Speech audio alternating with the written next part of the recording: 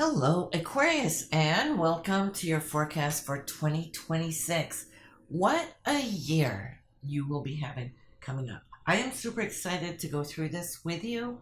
I feel that the bump that you're going to be making is going to be not just life changing, but it's like getting a new incarnation while you're still in that same physical body. So that's got to be good, right?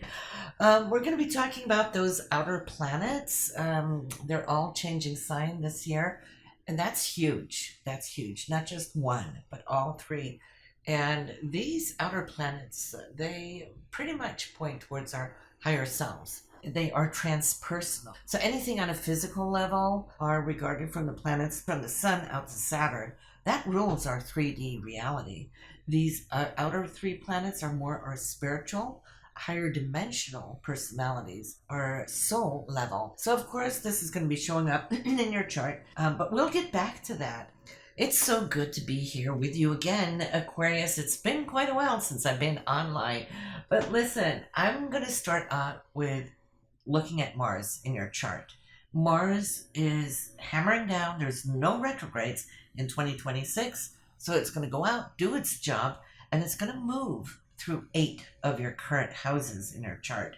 Starting off 12 degrees in Capricorn in your 12th house, which tells me that here from mid-December 25, you were already working on things behind the scene, all right?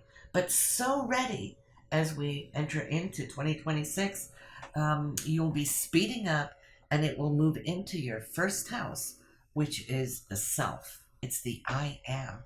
Just look at you, Aquarius. You are a superpower, okay? You're going to get so much done in those first 6 weeks. Normally it takes 6 weeks to pass each sign. So you're going to be focusing on yourself, how you present yourself out to the world at large. Moving into the second house of finances, money coming in, money going out. Moving onwards to your third house of communication. It's what you communicate, how you communicate. There might be a lot of travel, but not really long distance out of the country. It's going to be more so like road trips here and there. Fourth house is home, family, foundation. Mars is going to be doing a lot of projects under those 6 weeks. You're going to be busy. Family, parents, that kind of thing, I feel is also something that's going to be a major focus for you. Moving on to the 5th house of love and romance and self-expression, creativity. That's such a joyous time, and you want to max out on using it the best you can. Then it will go into your 6th house of day-to-day routine, health, and so forth. 7th house is going to be all about your one-on-one relationships with your significant other. Mars is really going to want to amp it up. It's going to be in the sign of Leo at that time. So there's a lot of focus on building your relationships, ending up 9 degrees in Virgo in your 8th house. So at the end of 2026, you're going to be looking at your savings, your investments, that kind of thing. Mortgages. Yeah, I would say royalties and commissions as well. We can add that in there. It's also a very intense house because it's the house of Scorpio, and paying attention to those details through the sign of Virgo, where it is transiting. So there you have 2026 with your focused drive. We are going to jump over to Mercury retrogrades of 2026. Starting off here, the first one will be in Aquarius, in your sign. Nonetheless, it will take place 3.5 weeks from February 26th to March 21st. Having Mercury retrograde in this area, not only is it in the sign of yours, right? We have that, but it's also communications. It's how and what you communicate, as we mentioned. You really want to pay attention to what you're listening to, what you're hearing. If you're hearing correctly, misunderstandings sometimes really come up often. There can be delays. You want to make sure that people are hearing you as well. So be very, very clear in that projection of self in these weeks. The next one is taking place in the sign of Cancer. That will be in your 6th house. That will be taking place June 30th through July 24th. In the sign of Cancer, it's emotional. There's a lot of feelings going on here. The sixth house is health. 3.5 weeks of looking at how can you tweak it up.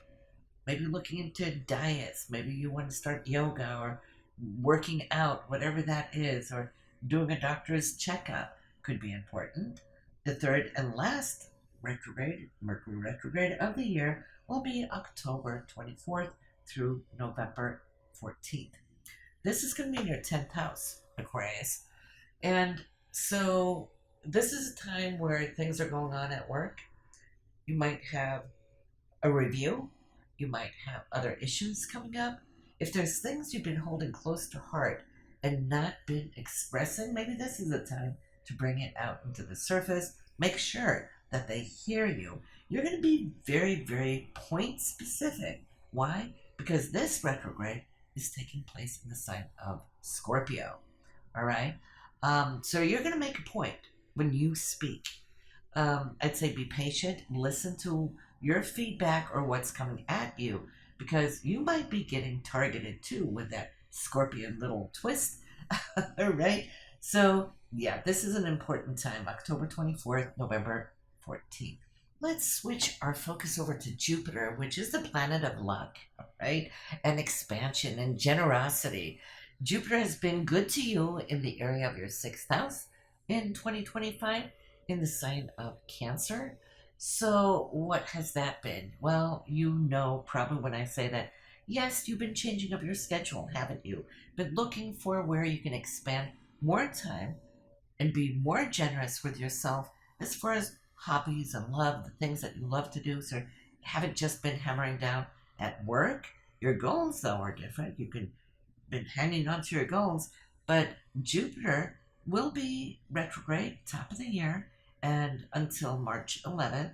So you have time now to tweak, go back over, see if you missed a few things.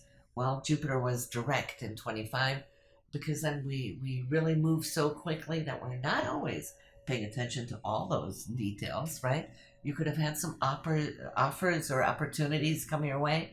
You might have been too busy doing other things and you put it aside. Well, now would be the time to go back over and look at those past opportunities.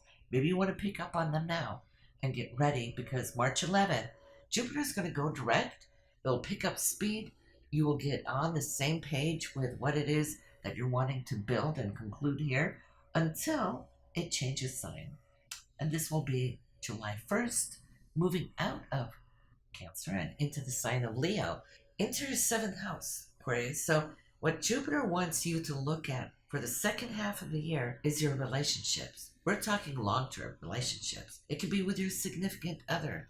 If you're single, Aquarius, you might just find yourself that this is the year where you're going to be attracted to somebody who's going to expand your life in the most delicious of all ways, right? Somebody who's open, warm, generous, giving. Somebody that will touch your soul like nothing else. Jupiter only moves through this sign once every 12 years. You might have to go back 12 years to figure out what it did for you back in the day. But yeah, I can promise you that this will be just fantastic. It will be direct until December 13th. Then it turns retrograde for a few months. But so from July to December, just pay attention to what is taking place. So put that in your notepad, all right? Then let's go to the outer planets. Now listen, what are those outer planets? I mentioned it initially too, that it is our higher dimensional self. They are transpersonal planets. They don't just rule our day-to-day lives like the inner planets do. The outer ones are connected to our higher selves, to our guides, to our fifth dimensional self and beyond. So, if we think about all the saints back in the day and we see those icons and they have these halos around the head, what did that mean? Well, it was trying to tell us that these individuals were enlightened. And that is true. Uranus, Neptune, Pluto, all of them have to do with enlightenment. So even if they weren't yet so-called quote-unquote discovered by our astronomers, they were still, of course, there, and they triggered that higher enlightenment. And for you, when you focus on them, You will see how your consciousness just wants to grow and expand. And having these three, all of them, change signs this year, it's a global effect, okay? But it's also on a very, very individual um, plane as well. Uranus is all about instant downloads, if I can call it that. It's the higher octave of Mercury, which is communication. But Mercury is linear. If I'm going to explain a picture to you, I'll have to use a lot of words so you could see it. Now, Uranus will take one look at it and it can give you 1,000 words in a second, right? You just simply see it in a flash. Uranus is super fast in the way it works. People who channel have very strong Uranuses in their chart. They just simply get these downloads of information. Boom, boom, boom. They're not even thinking, they're just receiving, right? And then putting out. So Uranus for you has been in the fourth house since 2018. So yes, a lot of you have been making a lot of changes going on at your home, your foundation, the property that you live. Some of you, maybe many of you, have moved or changed up these things to really reflect more of who you are at your inner core. If we go beyond 2018, yes, then you were probably a little bit more conformed to people around you, friends, family, and whatnot. And suddenly you broke out. You just turned a totally different path, didn't you?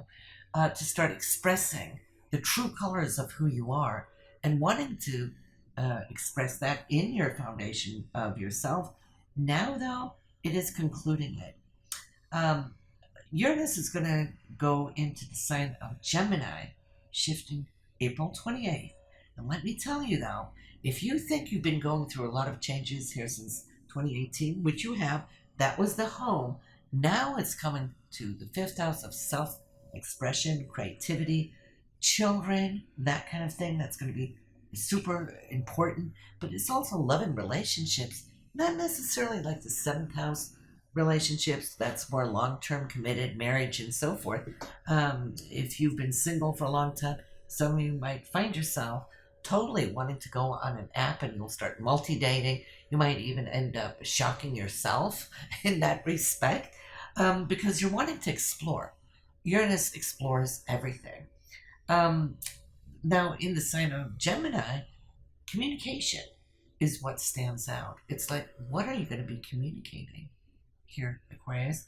And, it's like, when you express that authentic self of yours, instead of holding it close to heart, you might have had a lot of different alternative ways of thinking about things, right? Maybe a little afraid to express that to family and friends. They might think you were a little woo-woo out there, right? A little on the crazy side. You know what? You're not going to care. Normally, you don't care because you are Aquarius. You're pretty much, free in that sense. That's your gift. But let me tell you, though, some of you have still been hanging on to, no, I better not. They might judge me. You're going to throw that to the winds because here it comes. You are going to express so much of that creative energy in a way that is so magnetic. It is electric. Whatever it is you're going to do, I can't wait to see, Aquarius, what you're going to be building and creating here in times to come. It's going to not just happen all overnight. Uranus moves very slowly. It takes 84 years to go around your chart just once, right? So it's never going to come back here again, but you will have till 2033 to work this out. Okay, so you're going to see gradual development in leaps and bounds, and you're going to be eradicating, letting go of a lot of old things just to be able to communicate and express who you are at core. When I say core, it's your higher self. Moving on to Neptune. Neptune is the higher octave of Venus. Venus rules love, but it also rules money and all those material things. But the higher octave wants to express the idealistic side of everything, the visionary side, the creative side. Neptune rules arts and music and all of those refined, beautiful frequencies. Neptune is in your third house, and you got to stick your toes into that water here last year, but it's in your third house now and will be for many, many, many years to come. It's retrograde until June the 7th and will be to December 13th. So if it's in your third house now, what did it do while it journeyed 15 years plus in your second house? Money. You might have seen money come from new streams of income. Some of you saw a lot of your money disappeared. Where did it disappear? Well, Neptune can disappear. Right? Just vanished. Poof. Gone. So what that did for you, as much as it made you nervous about your income, what it did do on a higher level was I'll remove this and replace it with this instead. Higher values. So not as much the material as the spiritual, the creative. That's the good things that came out of it. If there was any distress, but now moving into your third house, now you can start talking about it. Might have been difficult to talk about it earlier, but now it's more like, wow, I went through these changes and these waves, and money suddenly just became invisible or surplus in a way that is very difficult and hard to express. It's like it lost its value. Even if you had the money, the whole concept about money might have dissolved. You might still have the money, but it didn't really matter anymore. What mattered instead was that you were filling yourself with higher values that money can't buy, right? So you've been developing spiritually, expanding that spiritually. This is beautiful. You're going to have it for many, many years to come. So, there's no rush there, but just pay attention and observe how you're working this now. These higher levels of consciousness, yes, it's taking you down the one rabbit hole after the other. Things that you thought to be true in the past, like what history taught you, no longer applies to you, at least, because you're seeing things differently. Neptune has higher vision, clairvoyance. You're reading and seeing between the lines, knowing that they're just intuitively that there's so much more to the story that hasn't been told or that has been controlled by Saturn, which is the powers to be. They wanted you to believe one thing because it worked for them, politically, historically, whatnot. But your Neptune is like, yeah, no, that doesn't work. There's more. Again, the rabbit holes, right? You're going to be doing your own research and figuring things out and moving it forward. And I see you like this little soldier wanting to go out and enlighten others with the enlightenment that you have achieved. Bringing us to Pluto, mind you, and Pluto is exciting. It can be difficult at first, especially if you're not aware how to use those Plutonian energies, because what it does when it comes into a new area, it strips down, and it can feel devastating, like all the old that was comfortable and things that you knew might disappear, but it's only because of the rebirth and the rebirth of Pluto. Aquarius, let me tell you though, you have so much to look forward to. For you, it's been such a transition this last year when it dipped its feet into Aquarius for the first time. It retrograded, went back into Capricorn, which is the old self and the old ways and the old formats and all the things that were trusted and whatnot. Suddenly that was just torn down. You've been working on this now already for a year and a half or more. But now that it's in your first house, the first house is the I am. It's me, who I am. Meaning, I'm talking about you, right? The rebirth of Pluto in the first house is those who knew you, for years and years in the past, and they see this new you of you. Oh my goodness, there's a totally new you. You're powerful. You are incredible, and you're not holding it back anymore. I think for many years you held a lot of that power back when Pluto's going through the 12th house. That's stuffing it, suppressing it into the subconsciousness or hiding it from the world and even hiding it from you and yourself sometimes. But this is like, no, nobody's holding you back now. Look at you, Aquarius. It's like your whole being is radiant and powerful, very magnetic, mind you, as well. So you will feel that people will either one of two things with Pluto: be incredibly attracted to you and that energy, or they could feel repelled by it, and repelled only by their own insecurities and how to read your energy, okay? Now, if that is the case, you don't need those people in your life, and you're just as well better without. And you can see that right off the bat. You won't have any trouble or problems with that.